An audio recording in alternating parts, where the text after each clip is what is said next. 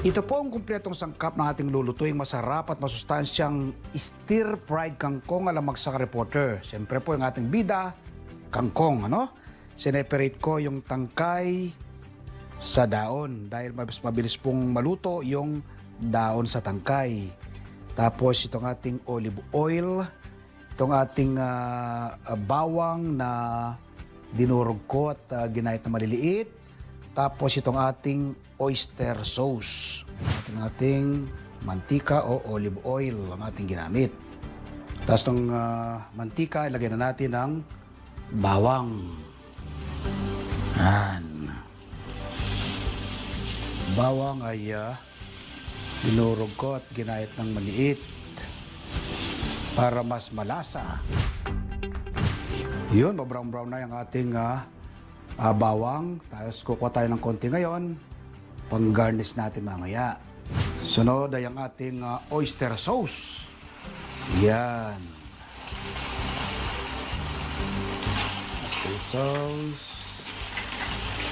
Gawin natin. Sunod ay ang ating kangkong, ano? So, ino na po natin na yung stock. Yan. Yung tangkay, ano? Dahil mas mabilis ka pong maluto yung dahon, sineperate natin. Para itatakpan natin at pakukulawan natin, ano? Mga 1 minute. Yung tangkay. Yan, ay titingnan natin. Kumukulo na yan. Yun, oh.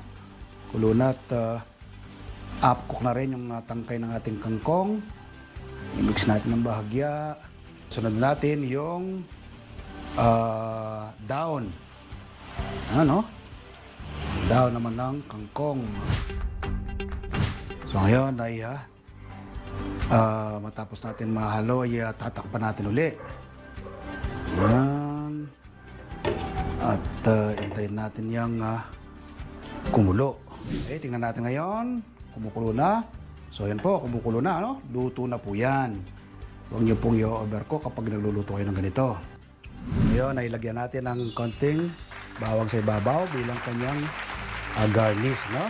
Yan, yung inango natin kanina, sabay ng ating niluto kanina yan, no?